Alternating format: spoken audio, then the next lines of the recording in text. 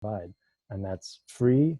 And it's only at this point a little teeny tiny bit more complicated and unfamiliar than a typical banking experience. That's getting very, very close to being usable without any expertise or any knowledge needed about all the technology underneath it. Does that begin to make sense a little bit? Yeah. And I guess just the fact that these technologies remove the need for third parties, right? Like that's like Yes. most of the time, at least. And that's super useful because it's more Yeah. efficient. I think because these technologies are underpinned by, maths, cryptography, computation, all this sort of stuff, we can kind of, rather than having to trust people, we can say in maths we trust, or, in, I'll just say in maths we trust. Yeah. One thing that, this idea of banking, is it DeFi or DeFi? I don't know how it's pronounced.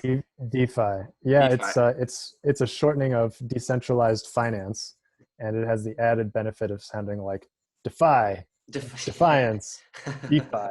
It's very, I love it. It's a great term, I think. Yeah. And this notion of banking fits right into that.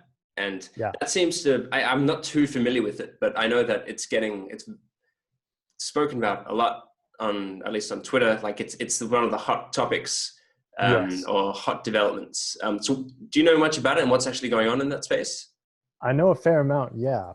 There are a couple things that are very exciting about DeFi. So the banking platform that I just described is an example. It's one of the more basic examples of DeFi.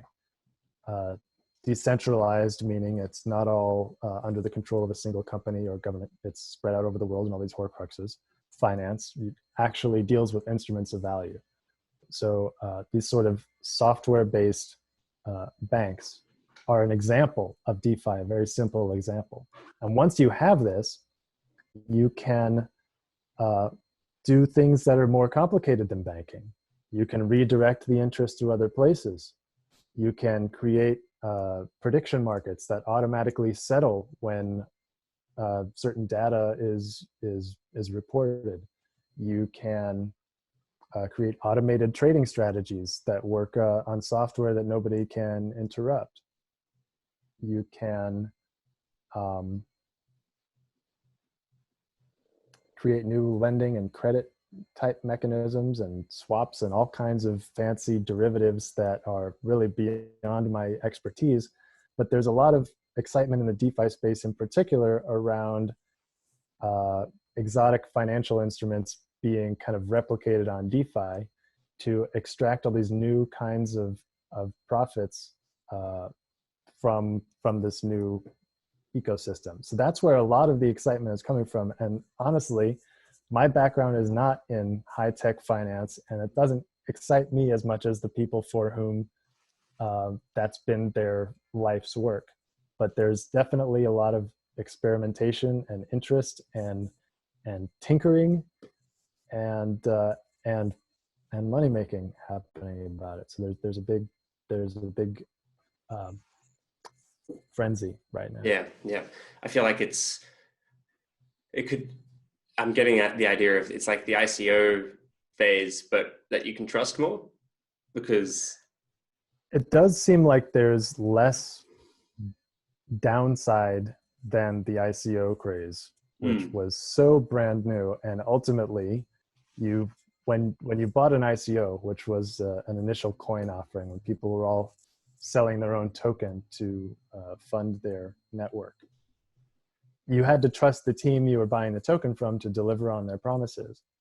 And that's not really an innovation in trustlessness. Whereas DeFi is creating new ways to make money that are all based on this decentralized open source software. So you don't have to trust people in the same way that you did during the ICO craze. Really, the only thing they have in common is the craze. Yeah. Well, people like to make money, and this is an opportunity to do so. But I'm more interested in the technology and just like the implications for how we live. Me too. And I should probably elaborate, just for the sake of the listeners who might not have as much of a background, that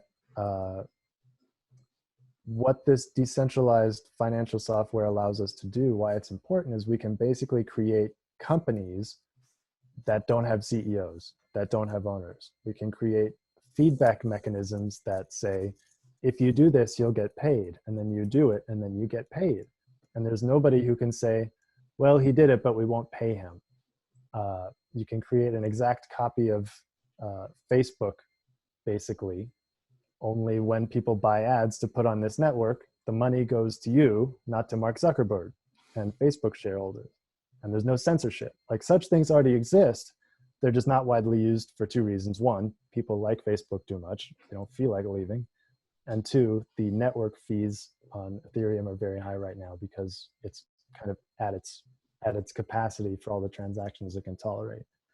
But that just begins to paint a picture of what kinds of new incentives we can create in society. Does that make it a little bit more